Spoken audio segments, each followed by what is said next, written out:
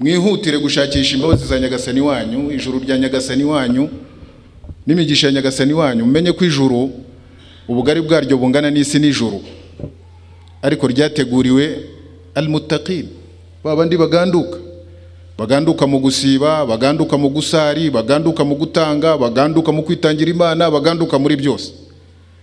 Uko byagenda kose ntabwo uko ijuru ryabaringana, ntabwo abantu bazarijyamo gutya gusa, bagomba kuba abantu baganduka. Muri izi ayati z'ubwo nyagasani yongeyeho nagaragaza muri abo baganduka bari bo.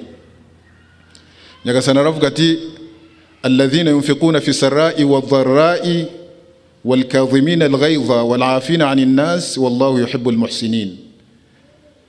Abantu baganduka Imana irimo irabasobanura hano, nubwo ibisobanuro by'abaganduka biri henshi, ariko ahangahe Imana ibyo yavuze ni babandi yunfiquna fi sarra'i wadh-dharra'i, babandi batanga mu buryo bwose, baba borohewe, ufite amafaranga ku buryo bumworoheye, cyangwa se rimwe na rimwe hari n'igihe aba yafite ariko amugoye, wenda hari n'abandi bayamuhaye, cyangwa se yagiye gukora akazi kagoranye, ariko kubera Imana akavuga atayanda yatanga kubera Imana subhanahu wa ta'ala. Alladhina yunfiquna fi sarra'i wadh-dharra'i.